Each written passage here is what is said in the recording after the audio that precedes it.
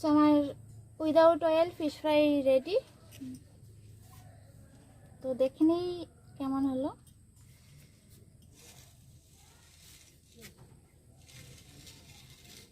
Wow wow wow.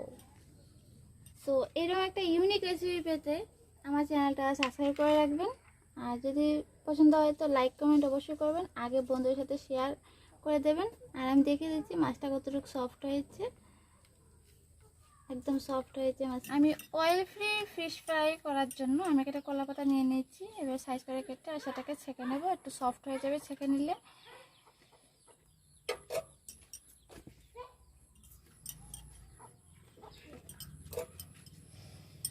বাস এইভাবে করে আমরা সবকটা কলা পাতাকে ছেঁকে নেব।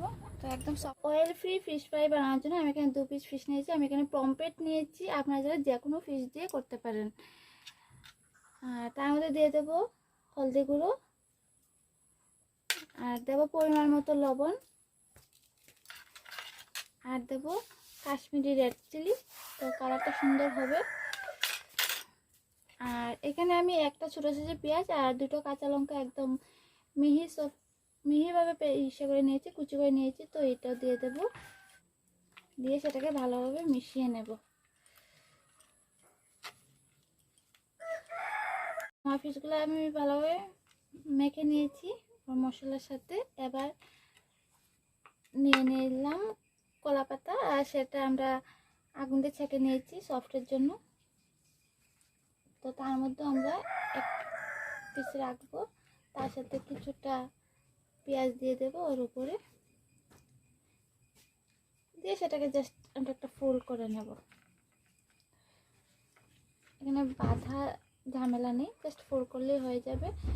সেমভাবে আমি আরও একটা করে নেব, সেম একইভাবে সেটাকে ফোল্ড করে নেব। আর এবার আমরা চলে যাব রান্নাতে। একটা প্যানেটা বসিয়ে সেখানে কলা পাতা বিছিয়ে দিচ্ছি।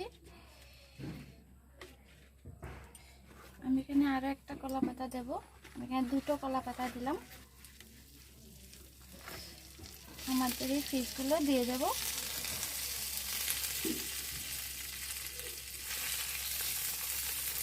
ফিশগুলো দিয়ে আমরা কভার করে দিয়ে দেবো।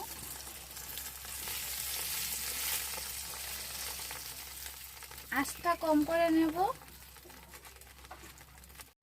প্লাস সেটাকে ঢেকে রান্না হতে দেব 3 মিনিটের মতো।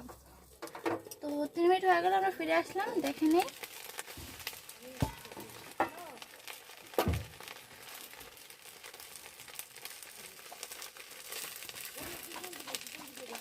এবার সেটাকে একটু পাল্টে দেবো।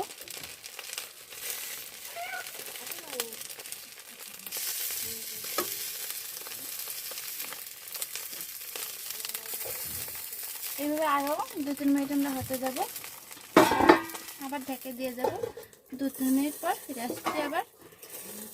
তো আমি এবার 2 মিনিট পর সেটাকে দেখে নিই কি পর্যায়ে আসলো।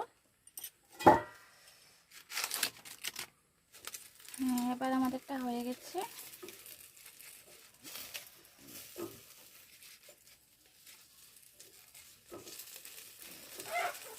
এবার সেটাকে আঁচ বন্ধ করে দেব, আর সেটাকে দমে রেখে দেব আবার 2-3 মিনিট।